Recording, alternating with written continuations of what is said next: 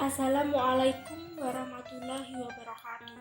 Saya Resti Dwi Utami, absen 25 sebagai perwakilan untuk presentasi poster dari kelompok 1 dengan anggota saya bernama Bella Novita Fitri, absen 3, Mimi Anjani, absen 17, Rizky Agung Saputra, absen 28, Febia Valina Rosaria, absen 33, dan Frida Aisyah Putri, absen 34, membawakan materi minyak bumi di kelas 11 semester 1. Nah, sebelum kita masuk lebih dalam apa sih minyak bumi itu dan gimana sih proses pembentukan minyak bumi? Jadi, minyak bumi adalah benda cair yang kental berwarna gelap yang biasa terdapat jauh di bawah permukaan bumi, yang terdiri dari berjuta-juta senyawa kimia. Paling banyak adalah senyawa hidrokarbon. Nah, baru kita masuk ke proses pembentukan minyak bumi. Minyak bumi terbentuk dari pelapukan berbagai macam sisa-sisa organisme, seperti tumbuhan, hewan, dan jasad-jasad renik yang sudah tertimbun dalam dasar lautan bersama lumpur selama jutaan tahun lamanya. Lumpur tersebut akan berubah menjadi berbagai batuan sedimen yang berpori, sedangkan sisa-sisa organisme akan bergerak ke tempat yang tekanan rendah dan terkumpul pada suatu daerah perangkat, yaitu batuan kedap. Gas alam, minyak, dan air akan terakumulasi sebagai deposit minyak bumi. Pada rongga bagian atas ada gas alam, sedangkan cairan minyak mengambang di atas deposit air. Nah, kita sudah tahu gimana sih minyak bumi terbentuk. Dari sini kita beralih di cara pengolahan minyak bumi menjadi BBM yang kita gunakan sehari-hari dalam kehidupan kita. Pengolahan minyak bumi ialah proses yang akan memisahkan komponen hidrokarbon, mengubah struktur dan komposisinya sehingga diperoleh produk yang bermanfaat untuk bahan bakar, bahan baku industri, serta produk-produk lainnya.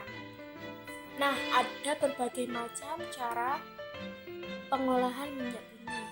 Pertama, yaitu destilasi, yakni penyulingan berdasarkan perbedaan titik didih.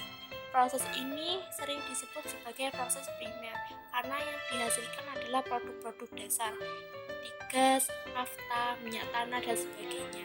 Yang kedua, konversi, yaitu proses untuk mengubah ukuran dan struktur senyawa hidrokarbon. Yang ketiga, treatment, yaitu menyiapkan fraksi-fraksi hidrokarbon untuk diolah lebih lanjut, juga untuk diolah menjadi produk akhir.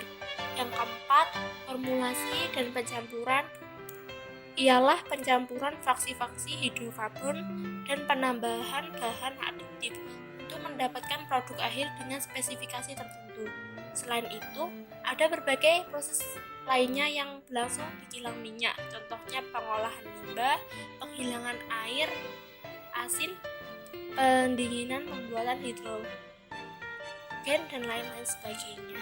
Setelah mengetahui fraksi minyak bumi dan untuk apa sih fraksi-fraksi itu, ternyata dalam kehidupan kita banyak sekali menggunakan hasil pengolahan minyak bumi. Antara lain adalah gas, berguna sebagai bahan bakar gas atau LPG, dan bahan baku sintesis senyawa organik. Ether petroleum, berguna menjadi pelarut dan cairan pembersih. Bensin sebagai BBM. Nafta sebagai bahan baku sintesis senyawa organik. Kerosin berguna sebagai bahan bakar jet dan bahan bakar kompor parafin. Minyak, solar, dan diesel berguna sebagai bahan bakar kendaraan bermesin, diesel, dan bahan bakar tungku di industri. Minyak pelumas berguna sebagai oli dan pelumas. Lilin berguna sebagai petroleum jelly dan lilin parafin untuk membuat lilin, kertas berlapis lilin, lilin batik, dan bahan penggilangan seperti semir. Minyak bakar berfungsi sebagai bahan bakar kapal, pemanas industri, dan pembangkit listrik, serta bitumen sebagai material aspal, jalan, dan atap bangunan. Macam-macam fraksi minyak bumi. Pertama, gas dengan jumlah atom C1 sampai C4 dan titik didih lebih dari 20 derajat. Yang kedua, ether petroleum C5 sampai C7 dan titik didihnya 30 sampai 90 derajat. Yang ketiga, bensin atau gasolin. Jumlah atomnya C5 hingga C10 dengan titik didih 40 sampai 180 derajat. Yang keempat, nafta. C5 hingga C10 dan titik didih 70 sampai 180. Yang keenam, kerosin. Yang kelima, kerosin membutuhkan jumlah atom C11 sampai C.